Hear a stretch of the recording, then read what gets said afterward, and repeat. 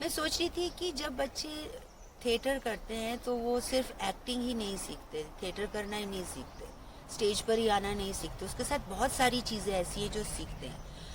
तो जैसे मैं सोचती हूँ कि थिएटर करने से बच्चों का एक पर्सनल कैरेक्टर डेवलप होता है, स्ट्रांग बनता है, जो कि अल्टीमेटली हमारे नेशनल कैरेक्टर बिल्डिंग में हेल्प करता है।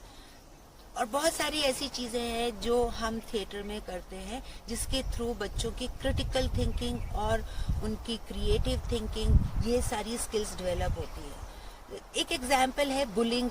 अगर हम एक बच्चों को टॉपिक देते हैं, उस पर जब बच्चे एक नाटक तैयार करेंगे तो उसको वो क्रिटिकली सोचेंगे, रिसर्च करेंगे, उसके बुरे प्रभाव पर काम करेंगे और जानेंगे, तो कितनी बड़ी सोशल और इमोशनल लर्निंग उनकी सिर्फ एक बुलिंग के टॉपिक पर एक नाटक तैयार करने से बनती है। तो बुलिंग पर एक छोटा सा इम्प्रोवाइजेशन तैयार करने से बच्चों की कितनी लर्निंग हो रही है। उन्हें पता चल रहा है कि जब बुलिंग करते हैं तो उसके दुष्प्रभाव क्या होते हैं।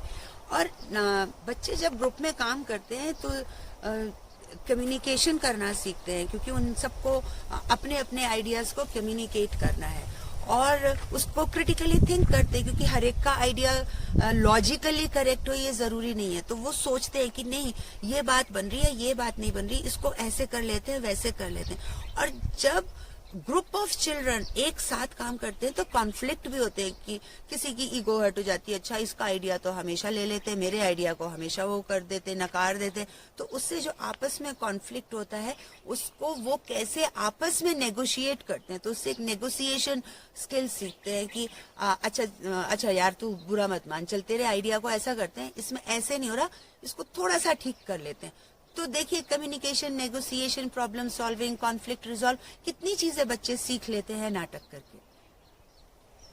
नाटक करने से बच्चों के अंदर कई सारे ऐसे एट्रीब्यूट्स पैदा होते हैं जो आप चाहे कितनी भी वैल्यू एजुकेशन में सिखाते रहे वो नहीं होते। जैसे कि बच्चे नॉलेजेबल बन जाते हैं क्योंकि वो तरह तरह के सब्जेक्ट्स पर काम करते हैं, टॉपिक्स पे काम करते हैं, उस पर रिसर्च करते हैं, तो उससे उनका ज्ञान बढ़ता है। फिर वो जो ज्ञान होता है उससे उनके दिमाग में कई सारे क्वेश्चंस आते हैं, तो वो क्वेश्चंस पूछना शुरू करते हैं, मतलब वो क्यूरियस होते हैं, उनके आंसर्स ढूंढते हैं, फिर उसके बारे में सोचते हैं, मतलब कि वो विचारशील बनते हैं, थिंकर बनते हैं। फिर जो भी उनके अपने विचार जो निकलते हैं उसको वो कम्युनिकेट करना सीखते हैं, उसको एक्सप्रेस करना सीखते हैं।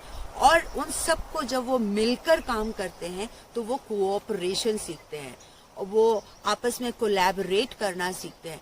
और हर एक को ये पता है कि अगर मैं यहाँ नहीं आया, मैं रिहर्सल में नहीं आया या मैंने अपना इनपुट नहीं दिया, तो मेरा पूरा जो ग्रुप है वो सफर करेगा।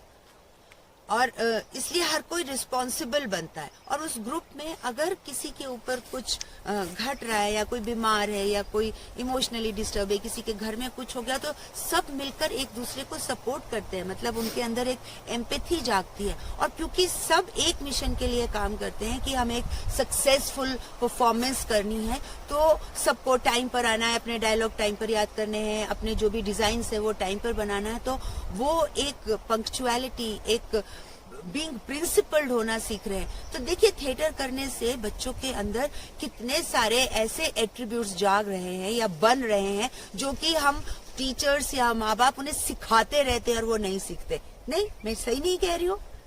आपको ये वीडियो अच्छा लगा तो इसको जरूर शेयर करिए, लाइक करिए, कमेंट करिए। Thank you.